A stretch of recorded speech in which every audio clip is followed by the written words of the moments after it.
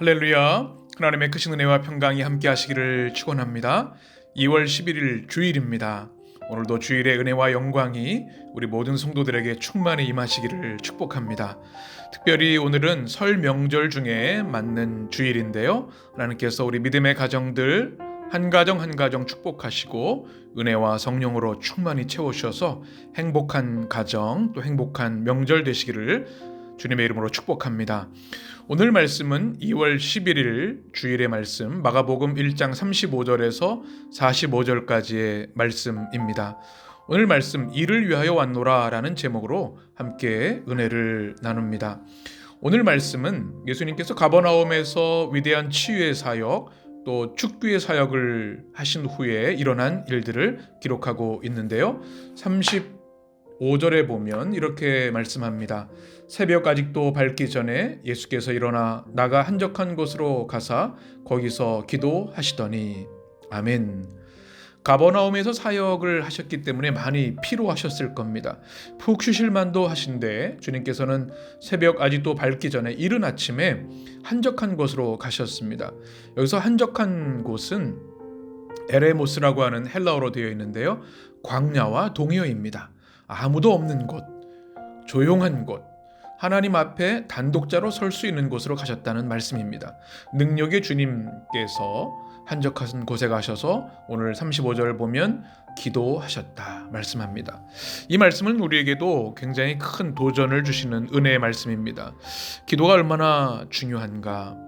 우리의 삶에 많은 분주함이 있고 해야 할 일도 많고 사역도 있지만 기도보다 중요한 것은 없다. 왜냐하면 기도가 은혜의 근원이고 또 하나님이 주시는 능력의 근원지이기 때문에 그렇습니다.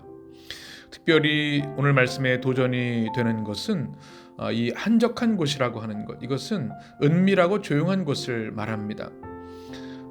우리 삶에 꼭 필요한 것이 있습니다. 바로 거룩한 장소와 시간을 구별하는 것이죠. 우리가 교회에서 대규모로 큰 공동체로 예배드리는 것도 큰 은혜이지만 지금 이 베델 아침 예배, 베델 주일 예배를 가정에서 우리의 삶의 자리에서 구별해 드리는 것도 너무나 중요한 일입니다. 주님이 그렇게 하셨기 때문에 그렇습니다. 여러분, 은밀하고 조용한 곳에서 주님께 기도하고 예배하는 이 예배의 생활, 시간과 장소를 구별하여 하나님께 기도하고 또 말씀을 읽고 또 예배하는 그 영광의 자리를 꼭 여러분 지키시기를 축복합니다. 그럴 때 주님께서 우리에게 말씀하여 주시고 한문을 여시고 은혜와 능력으로 역사해 주실 줄 믿습니다.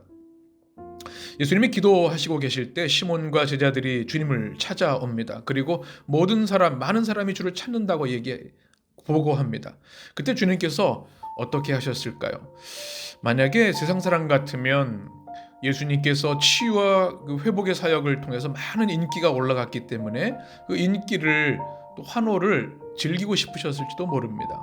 그런데 예수님께서는 그렇게 하지 않으시고 38절에 이렇게 말씀합니다. 이르시되 우리가 다른 가까운 마을로 가자. 거기서도 전도하리니 내가 이를 위하여 왔노라.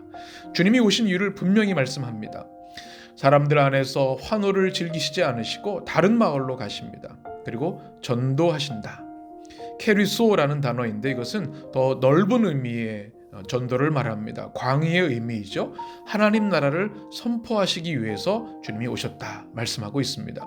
사람들의 인기 또 사람들의 추종을 주님이 원하시는 것이 아니라 예수님을 통해 하나님 나라가 시작되었는데 그것이 확장되기를 원하시는 것, 하나님 나라를 선포하시는 것이 주님이 오신 목적이라는 사실을 우리가 꼭 기억해야 할 줄 믿습니다. 그리고 온 갈릴리를 다니시면서 전도하시고 하나님 나라를 선포하시고 축기의 사역을 해나가시는 것을 봅니다. 우리 삶의 자리에서도 우리가 사람들에게 인정받고 또 지지를 받는 것 중요한 일이죠. 그것도 필요할 수 있습니다. 그러나 더 중요한 것은 사명의 자리로 나아가는 것.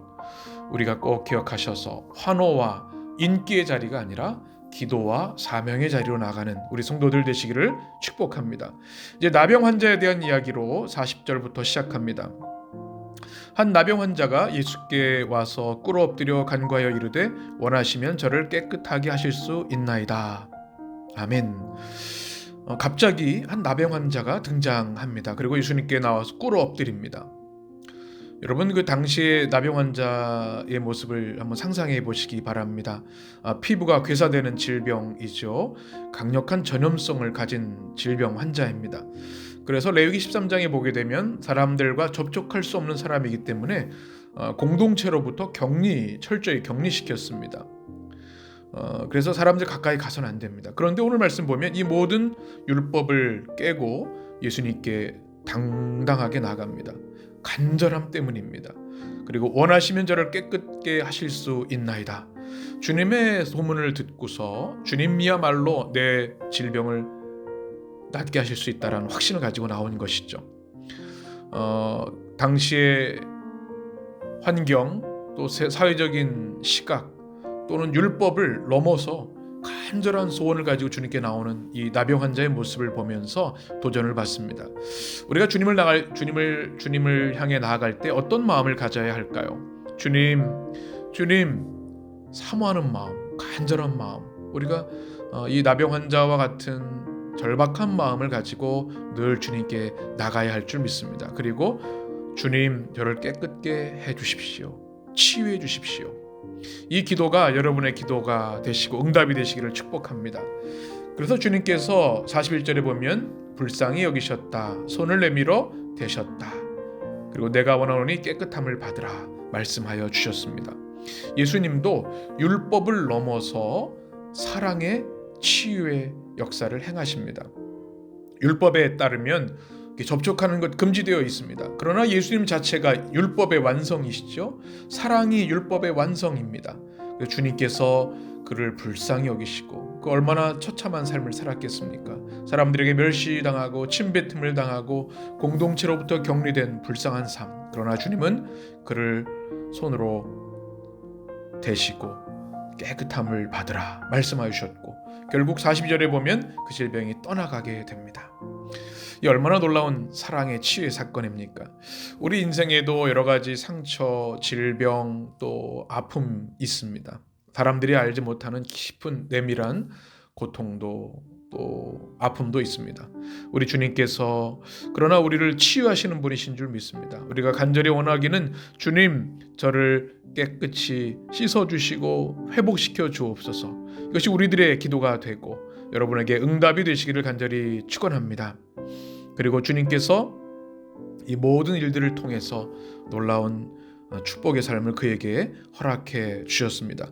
모든 질병, 모든 사회적 무시와 멸시, 그리고 공동체에 격리된 소외된 삶에서 자유, 해방을 얻게 됩니다. 온전한 회복이 임하게 된 것이죠.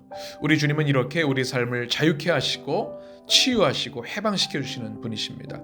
그리고 주님의 모든 관심은 한 사람의 완전한 회복에 있습니다. 우리 주님께서 그 은혜를 우리에게도 베풀어 주셨습니다. 죄와 죽음과 사단의 권세 종로로 타던 우리들을 그리스도 예수의 십자가의 능력과 사랑으로 우리를 해방시켜 주셨습니다. 우리의 회복을 우리에게 허락하여 주신 것이죠. 오늘 주신 말씀을 여러분 마음에 새기셔서 주님, 회복의 주님이 우리 주님이신 것을 찬양합니다. 날마다 주님, 저의 모든 죄와 더러움을 씻어주시고 마음의 상처를 치유해주시고 우리 육신의 질병을 주님의 손으로 깨끗게 하여 주옵소서. 여러분의 회복의 기도가 회복의 응답이 되시기를 축복합니다. 오늘 주신 말씀을 여러분 마음에 잘 새기셨으면 좋겠습니다. 주님은 환호의 자리가 아니라 기도의 자리로, 사명의 자리로 나아가셨습니다. 여러분도 그렇게 되시기를 바랍니다. 은밀한 곳, 한적한 곳에서 기도하는 사람들의 환호와 인기보다는 주님의 사명을 감당하는 자리에서 굳건히 서시기를 바랍니다. 또 주님이 주시는 치유와 회복의 역사가 여러분의 삶과 가정에 임하게 되길 원합니다. 특별히 명절을 지나고 있습니다. 하나님께서 우리 성도들을 축복해 주셔서 행복한 명절 되시기를 원합니다.